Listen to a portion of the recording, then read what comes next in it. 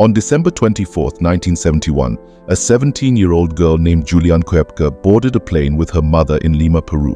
They were on their way to visit her father, a zoologist who worked in the Amazon rainforest.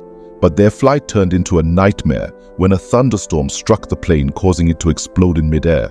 Juliane was the only survivor of the 91 passengers and crew. She fell 3,000 meters, 10,000 feet, while strapped to her seat and landed in the dense jungle.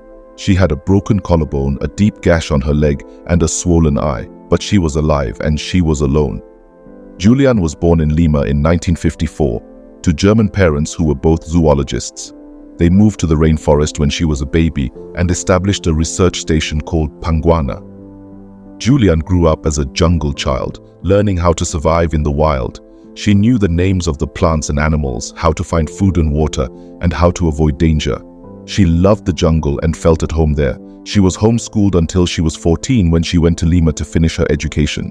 She planned to follow her parents' footsteps and become a zoologist herself. She had just graduated from high school and was looking forward to spending Christmas with her father.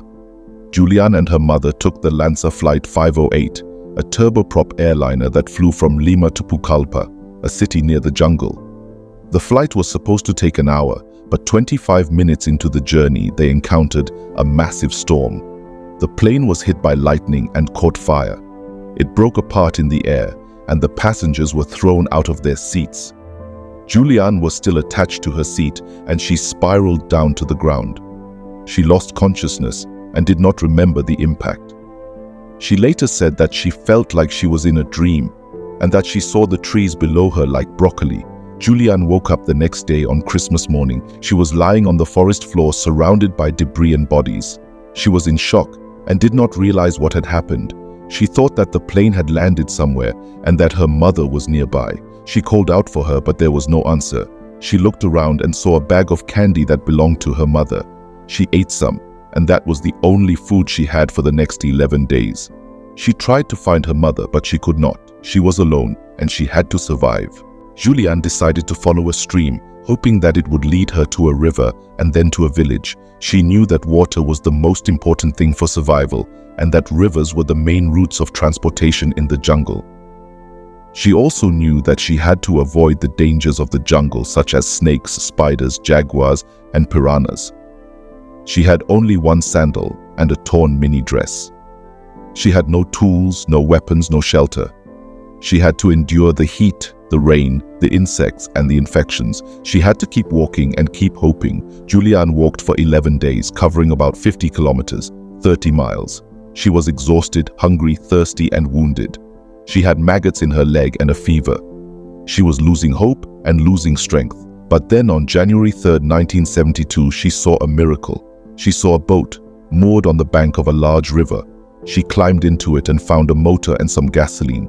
She thought of using them to start a fire and signal for help, but then she heard voices. She saw two men, loggers, who had come to check on their boat. They were shocked to see her and thought she was a water spirit. But then they recognized her as the girl from the plane crash who had been on the news. They took her to their camp and gave her food and water. They treated her wounds and contacted her father. They had saved her life. Juliane was flown to a hospital in Pucallpa, where she was reunited with her father. He was overjoyed to see her and hugged her tightly. He had been searching for her and her mother, but had found no trace of them. He had given up hope and thought they were both dead. He was devastated by the loss of his wife, but grateful for the survival of his daughter. He was amazed by her courage and her luck. Juliane recovered from her injuries and returned to Germany with her father. She later learned that she was the only survivor of the crash and that her mother had died on impact.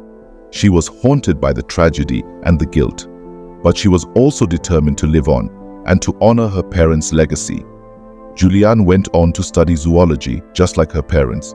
She earned her PhD and became an expert on bats. She also became an activist for the conservation of the rainforest and the protection of its wildlife. She wrote a book about her experience called When I Fell from the Sky and made a documentary with Werner Herzog called Wings of Hope. She returned to Peru several times and visited the site of the crash and the station where she grew up. She said that the jungle was her home and that she felt a connection to it. She said that she was not afraid of it. but of what humans were doing to it. She said that she was a survivor and a fighter. She said that she was Juliane Koepcke, the girl who fell from the sky and lived.